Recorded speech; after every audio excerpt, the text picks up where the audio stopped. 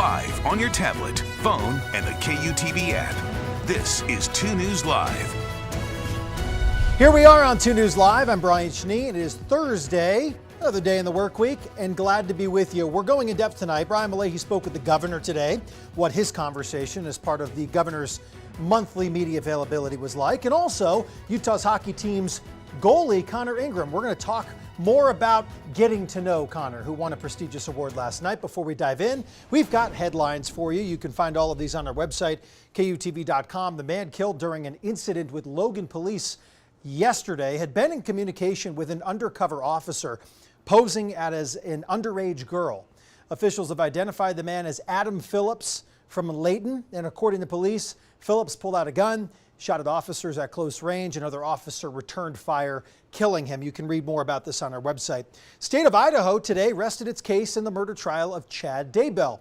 The judge denied motions from the defense for acquittal on the triple murder charges. Now, the defense will prepare to present its case. Some of Chad's children are expected to testify.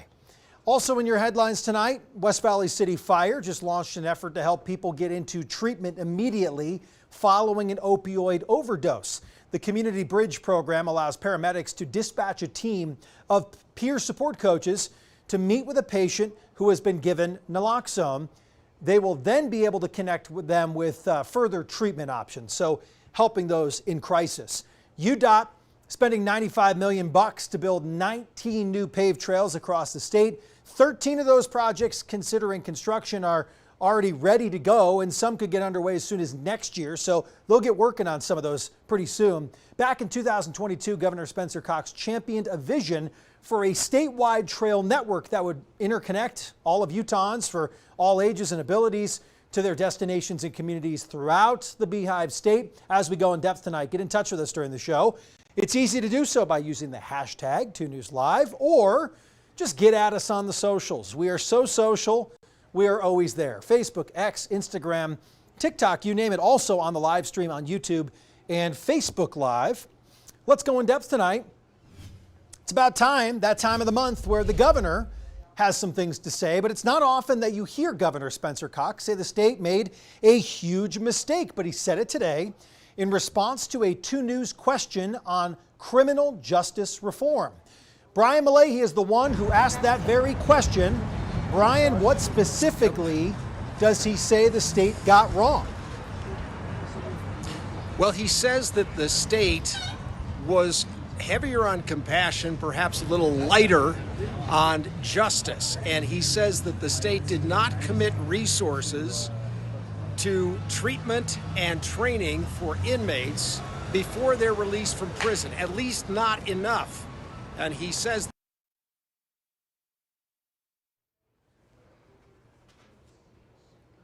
Well, we'll see if we can get Brian back. I think I have a sense of what he's talking about, though. Not enough done previously, and I can tell you from some past experience just within the Utah State Prison walls a few weeks ago, we just shared a story on a program there called Solid, and that involves offenders working with each other to try and get themselves back and ready for what society would bring. I believe we have Brian Malecki back. Let's try him again. Brian, we lost you at what the governor was talking about, how the inmates were not getting that necessary treatment, if you will. Take it away.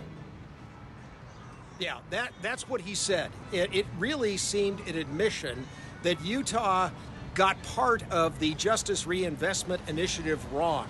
That is the criminal justice reform program that was launched in Utah in 2015. It's been going ever since. And in the process, he says that there were not enough resources from the state devoted to this training and treatment before inmates were released. I looked at some recidivism numbers today from the Board of Pardons, and it shows that roughly 22% or so in the most recent year counted, that would be 2020, reoffended. So inmates released and they reoffend within 3 years and they get thrown back into prison. Other metrics though, and other people are saying that the recidivism rate is higher in the state of Utah, and it might be higher than it is in a number of other states. The Corrections Department late today sent me a statement saying, look, we are trying to make this better. The governor says that, we're trying to make this better. But I talked to the uncle of a 17-year-old boy who was killed several years ago when a car that was speeding perhaps 3 times the speed limit crashed into this 17-year-old's vehicle. It was driven by a parolee. That parolee skated, fled, wasn't arrested until several years later. The uncle of this 17-year-old says, okay, it's nice for the governor to say we made a mistake, but it's chilling at the same time. And I still have a nephew who is 6 feet under. Rather heavy words from that family member today, and understandably so. The governor, I thought, was very candid about this today, more candid than perhaps I expected he might be, saying Utah made a huge mistake when it comes to this. That sounds like an admission, sounds like a concession to me. And we may have some more elaborate, explanation of that later. The Department of Corrections saying, hey, we'd be happy to talk to you about this further. We'll probably take them up on that. Brian, back to you. Brian, I'm interested because this is a very interesting topic. Where did this question come from for you? What was the background that led up to you asking this question? So it's a good question. It's a good question.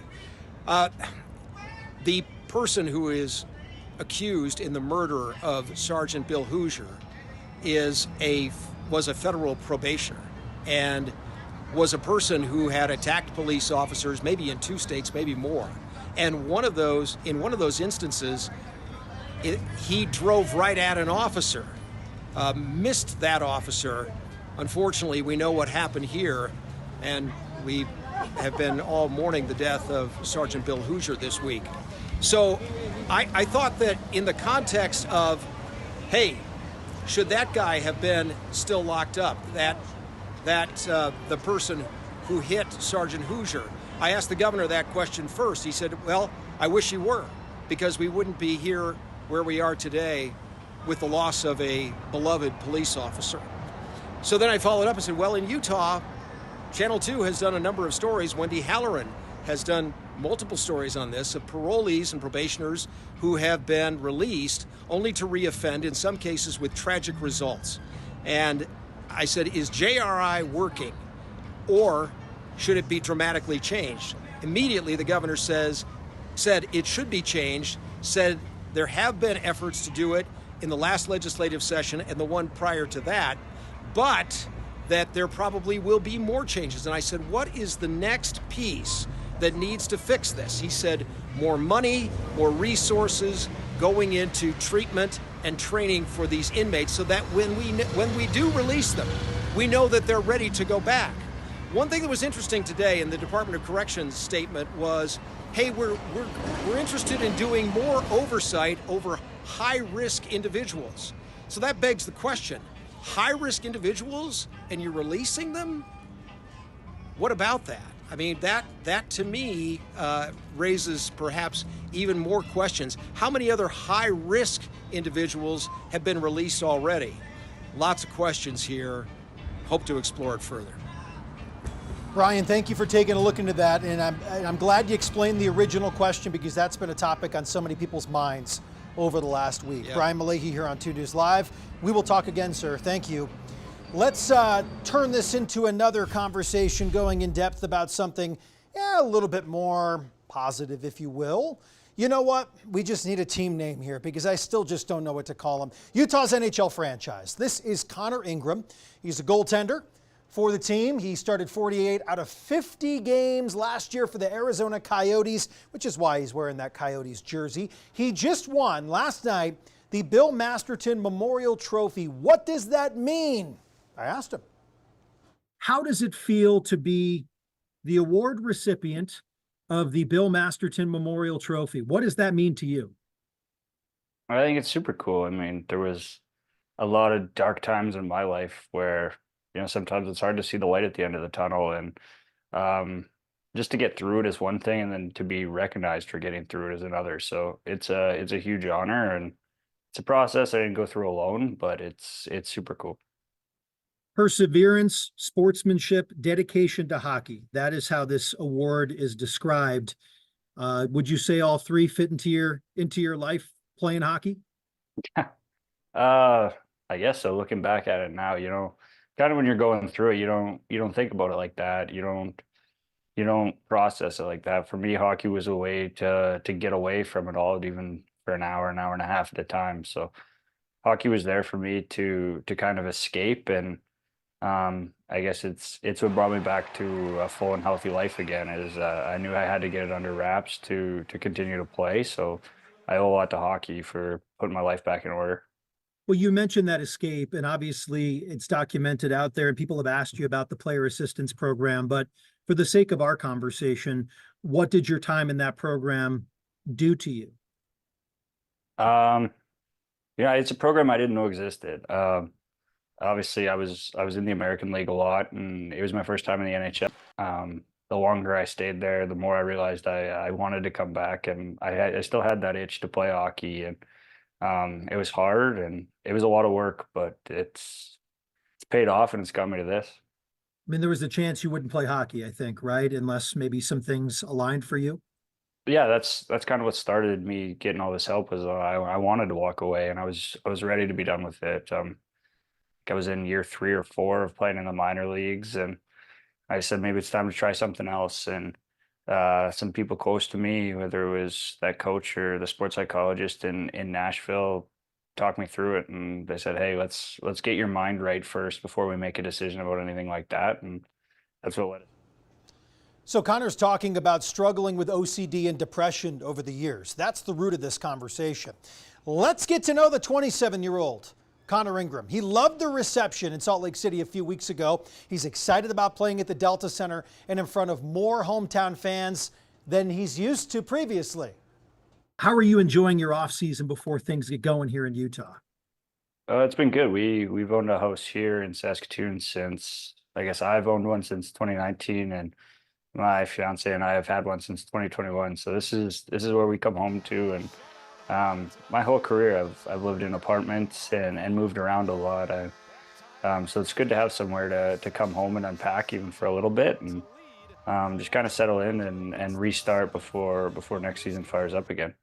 Connor, you had a lot of people excited because you mentioned Utah, you mentioned Sundance, you mentioned being here at some point in your life. What have you done here over the years? What's your experience like in the state of Utah? I haven't spent a lot of time. When we went to Arizona, we started making it our spot where we stopped on our drive to and from. So the first time I rolled in, we were in Provo, and we got in when it was dark and didn't think anything of it. And I'd never been before. And then we woke up the next morning and there's snow-capped mountains overlooking BYU there. And I said, I like this. This is a place where I could live. And even since going to Utah, I mean, we've started having conversations about green cards and finding a house to maybe stay. And it's a place that I really enjoy and I really like it. Maybe it's from being from the prairies and not having those mountains or anything like that, but it's a spot that I love. And we spent 3 days in Sundance and a little A-frame up in the mountains, and we loved it and the dogs loved it. So it's a good spot for us for sure. How many dogs you have? We have 2. Names? We have a 3-year-old German Shepherd named Loki and a English Cream Golden Retriever named Cleo that's almost a year old now. Everybody loves the pups, right? We had to ask about the dogs. So Connor's pretty cool. He doesn't intend to get that apartment lifestyle in downtown. He wants a space a little bit away. Was really impressed, as you just heard, with the Wasatch Mountains, of course, overlooking the snow caps. So a lot of good conversation with Connor. By the way, he and his fiance will get married before the season begins. That'll happen in Nashville in the fall. That is where he first played in the NHL. We also talked about the things that he likes to do off the ice. Sean Kelly, he likes to golf. And more about the team and what Utah hockey fans can expect from this group here. It's a great conversation. Connor was gracious with his time. We've got the full thing on our YouTube page, and you can see the article on our website, KUTV.com. Let's talk to Sean Kelly, right? Oh, he's looking for a fourth. Let's play golf here. That's right. Thomas and Sean Hey. Kelly, Brian Schnee, and Connor Ingram. Let's do it. 27-year-old who says he likes to hike, play with the dogs, and golf. Yeah, There you maybe go. maybe he'll live in Park City. He Spot? mentioned Park City. Yeah. He also mentioned really liking the Holiday area. Okay. So has mentioned that in our conversation. Go back and watch it. Okay. Pretty cool. Hey, closing time. It is closing weekend. Cue the for song if we Brighton. got the rights for it. Closing time. Hey, I mean, it's going to be beautiful up there right now. You want to get a couple hours up on the slopes, you can do that. Maybe play a round of golf as well this weekend. We've got a little bit of everything for everyone here in this forecast with some slightly cooler temperatures ahead, but I mean, soak in the warmth. It is beautiful out there, 79 degrees. The sun is shining.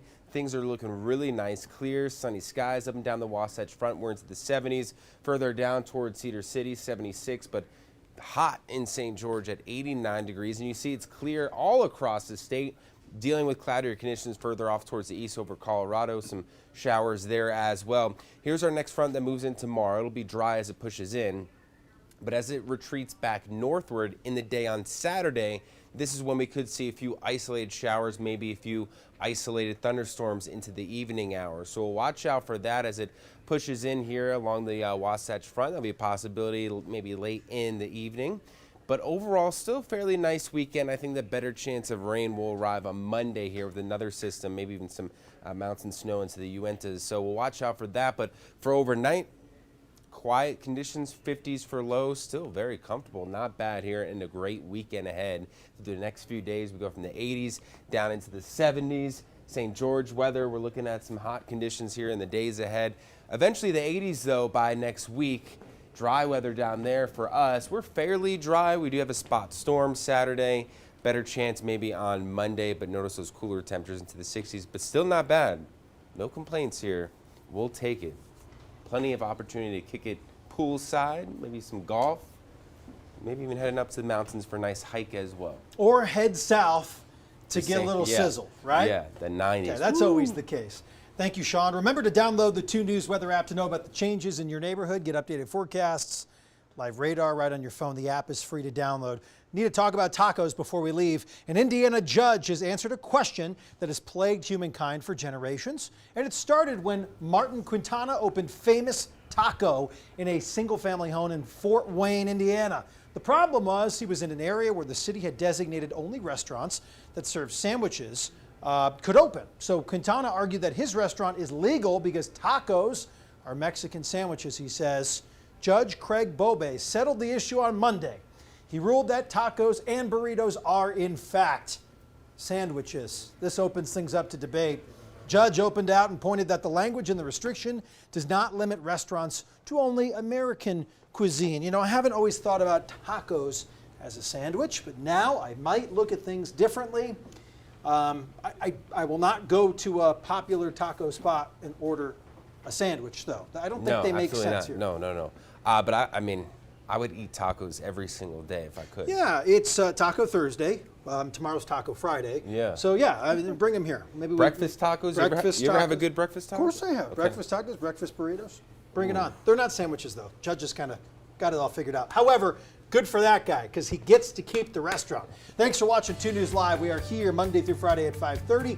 If you missed any of the conversation, find it on our YouTube channel. By the way, that full interview with Connor Ingram, it is up there as well. And if you're a new Utah hockey fan, I'd encourage you to get to know the goaltender. Have a good night.